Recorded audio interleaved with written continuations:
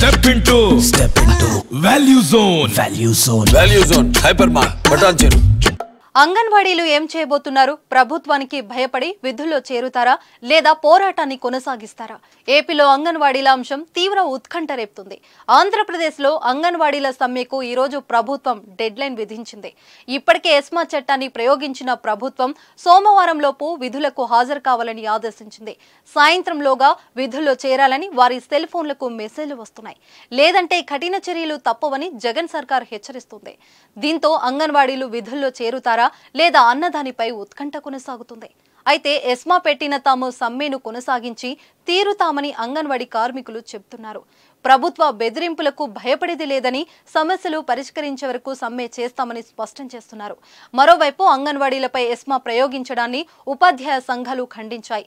ఎస్మాను వెంటనే వెనక్కి తీసుకోవాలని డిమాండ్ చేశాయి.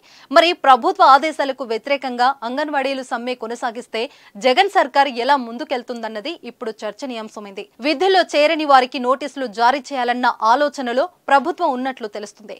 ఏపీలో గత కొన్ని వారాలుగా సమ్మె చేస్తున్నారు. తమ సమస్యలను పరిష్కరించాలని డిమాండ్ చేస్తున్నారు. నెలకి 24,000 రూపాయల వేతనం ఇవ్వాలన్న డిమాండ్తో పాటు మరికొన్ని డిమాండ్లతో గత 26 రోజులుగా ఆందోళన కొనసాగిస్తుంది. అంగన్వాడీల ఆందోళనతో కేంద్రాల్లో శిశువులు, గర్భిణులు ఇబ్బందులు తలెత్తుతున్నాయి. దీంతో అంగన్వాడీలపై ఎస్మా చట్టాన్ని ప్రయోగించింది. 6 నెలల పాటు సమ్మెలు, నిరసనలు నిషేధిస్తూ జీవో నెంబర్ 2 తీసుకొచ్చింది. వెంటనే విధుల్లోకి హాజరు కావాలని ఆదేశించింది. అయితే అంగన్వాడీలు మాత్రం వెన్నెక్కు తగ్గకపోవడంతో పరిస్థితి వేడెక్కింది.